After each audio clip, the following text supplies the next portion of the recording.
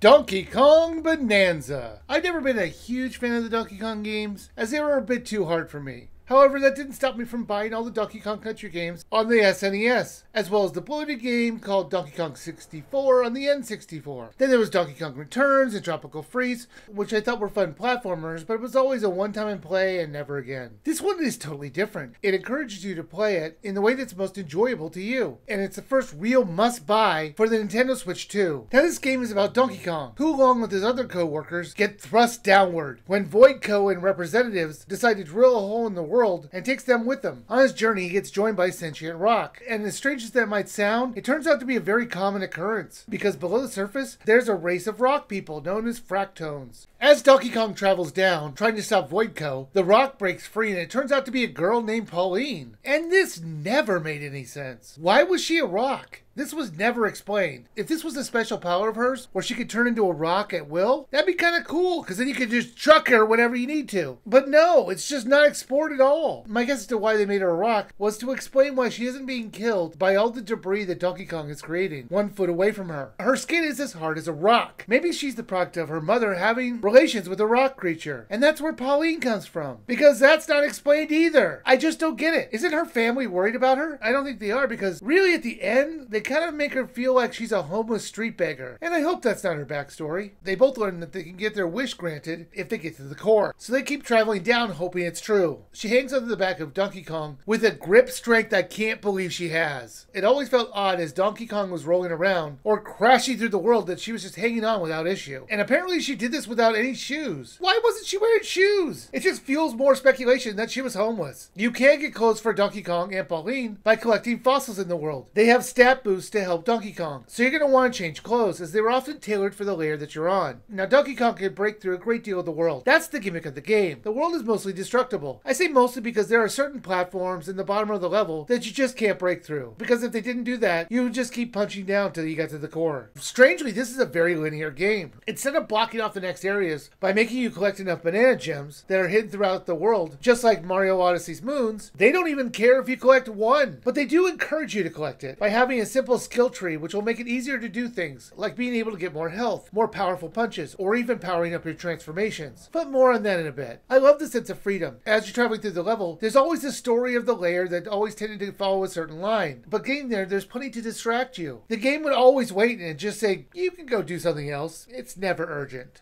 Quite often I was distracted by going into one of the challenge rooms, where they have you fighting a few enemies, have a side-scrolling area, or even figuring out the puzzle of the small area. There was just so many of these things, and it was great, and I wanted to see them all. Now the levels that you explore often seem small. As you explore the map, you can see how many bananas you can collect as well. Normally this would be a good gauge to tell you how long the level is, but it does something very clever. It has sub-levels to the levels themselves. It got to the point where I was in a level and I figured it was wrapping up, only for it to keep going for another hour, with sub-level after sub-level. Now the levels in this were very replayable. You could easily miss a bunch of stuff if you were just focusing on the story, and there were a lot of bananas and fossils to find, so there's a ton of replayability in this. As you travel down to your goal to get to the center of the earth, you're going to meet with elders, which will give you transformation powers, like being an even more powerful version of yourself or becoming a bird. These transformations could be swapped back and forth, and had a time limit, but it was easy to refill the gauge and get powered up again. Almost too easy at times. I found the boss fights interesting. They did occasionally reuse them, but when they did, they tried to put a new spin on the idea. I did find the game difficult though, and about halfway through I had to turn on assist mode. It would half the damage as well as give you directions to the next goal. Even with assist mode, I barely beat the last few bosses. Maybe I just suck at video games, but I found the bosses hard. There were quite a few cutscenes with only Pauline being voiced, which was odd. I think it's great that Nintendo was finally starting to put more voice acting in their games, but why not go all the way? There's also a sculpting and painting minigame, which was okay. I'm terrible at these types of things, so this really didn't appeal to me. You used the Switch 2 mouse mode to do it, and it worked fine. Donkey Kong Bonanza was fantastic. It had a sense of freedom that I wasn't expecting. The story was entertaining and the ending was spectacular. I do wish Donkey Kong and Pauline had more interactions. All the main thrusts towards their relationship happened towards the end of the game, and while it was still emotionally good, it would have been even better if they had more emotional moments between them before that. Now this is normally $69.99, and while it seems high,